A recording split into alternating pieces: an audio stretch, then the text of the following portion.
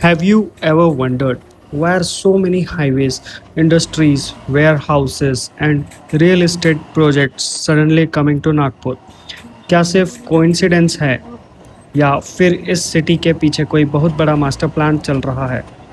आज की राइड सिर्फ एक बाइक राइड नहीं है. Today we are going to explore the future of Nagpur.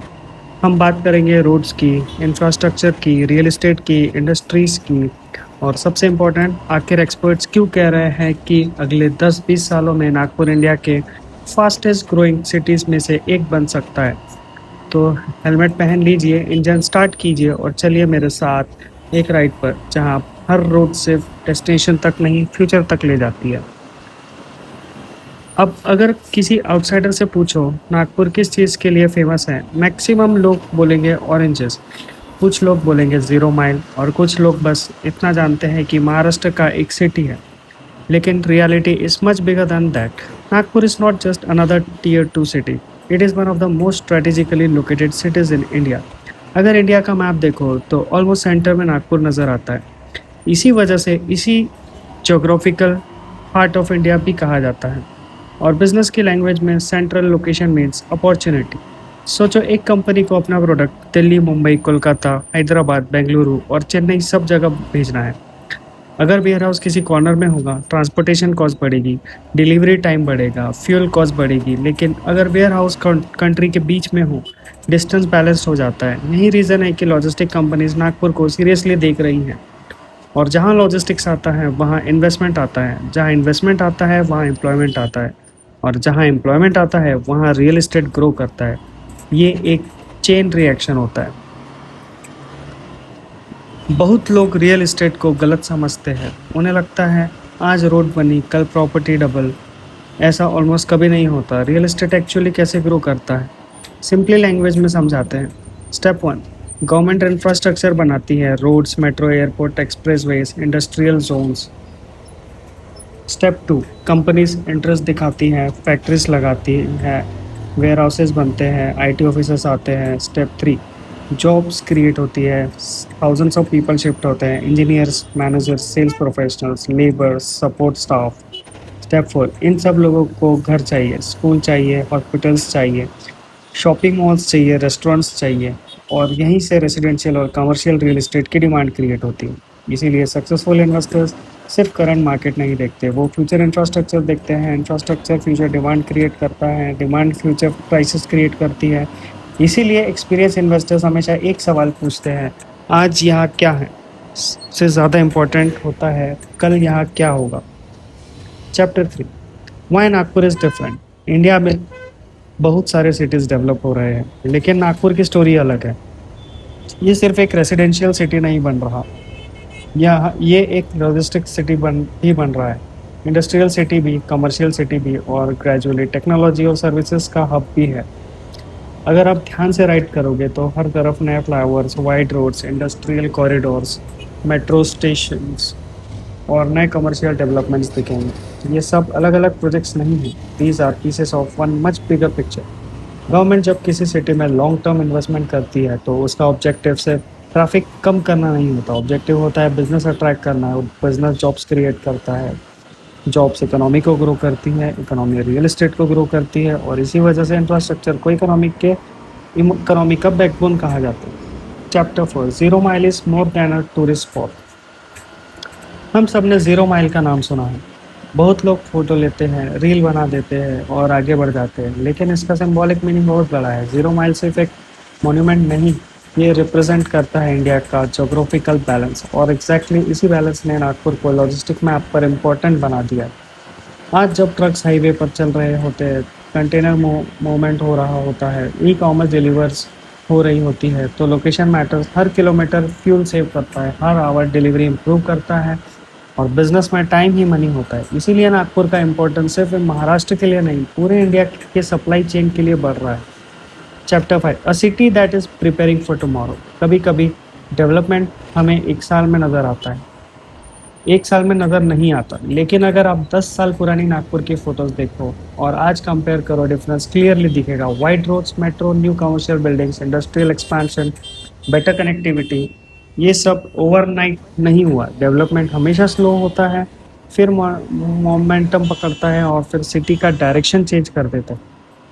Questions ये नहीं है कि नागपुर बदल रहा है या नहीं, क्वेश्चंस ये है ये कितनी स्पीड से बदलेगा और कौन लोग इस चेंज को सबसे पहले समझ पाएंगे, क्योंकि हर ग्रोइंग सिटी में एक फेज आता है जहां अपॉर्चुनिटी क्वाइटली एंटर करती है और जब सबको पता चलता है तब तक अर्ली मूवर्स ऑलरेडी एडवांटेज ले चुके होते हैं।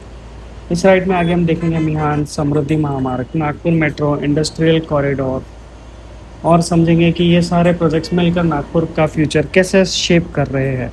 तो चलिए राइड कंटिन्यू करते हैं।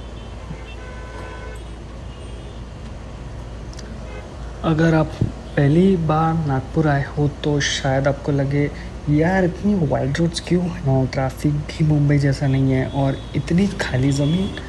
और यही जगह है जहां लोग सबसे बड़ी मिस्टेक करते हैं।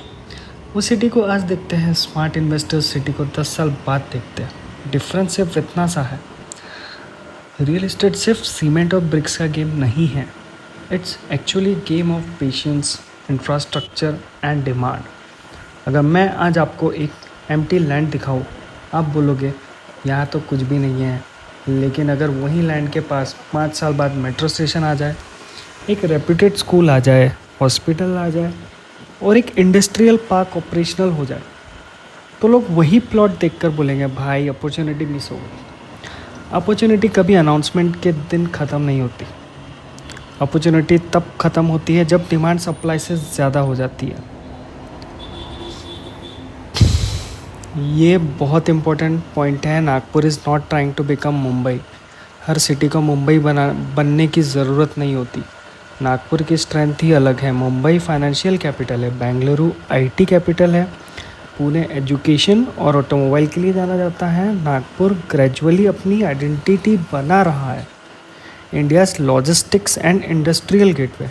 और ऑनेस्टली ये आइडेंटिटी काफ़ी पावरफुल है, क्योंकि लॉजिस्टिक्स का मतलब होता है हर इंडस्ट्री, चाहे एफएमसीजी हो, ऑटोमोबाइल हो, फार्मास्यूटिकल्स हो, ई कॉमर्स हो, फूड प्रोसेसिंग हो, सबको ट्रांसपोर्टेशन चाहिए और ट्रांसपोर्टेशन को स्ट्रेटेजिक लोकेशन चाहिए।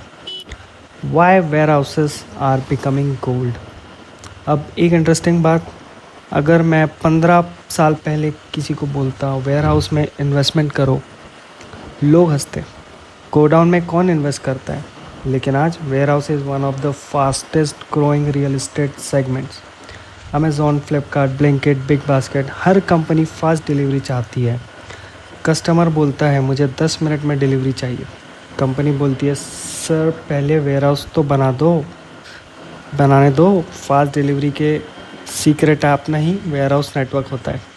और इसी वजह से नागपुर जैसे सिटीज़ इम्पोर्टेंट होते जा रहे हैं। Land banking, the silent game. अब चलिए एक इंटरेस्टिंग कंसेप्ट समझते हैं, लैंड बैंकिंग। नाम सुन के लगता है जैसे लैंड को बैंक में एफडी करा देते हैं। काश इतना इजी होता। लैंड बैंकिंग का सिंपल मतलब है आज स्ट्रैटेजिक लोकेशन पर लैंड एक्वायर करना, फ्यूचर डेवलपमेंट को ध्यान में रखते हुए। इसीलिए बड़े डेवलपर्स अक्सर उस एरिया में ज़मीन ले लेते हैं जहां आम आदमी को अभी कुछ दिख ही नहीं रहा होता। लेकिन एक वार्निंग भी, हर खाली ज़मीन फ्यूचर गोल्ड माइन नहीं होती। ये यूट्यूब रील्स का फेवरेट डायलॉग है, रियलिटी का नहीं।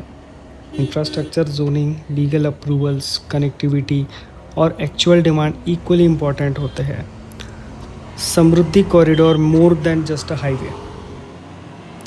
अब जब हम समृद्धि महामार्ग की बात करते हैं, लोग सिर्फ एक्सप्रेसवे देखते हैं, लेकिन एक्सप्रेसवे के अराउंड जो इकोसिस्टम डेवलप होता है वो ज़्यादा इम्पॉर्टेंट होता है।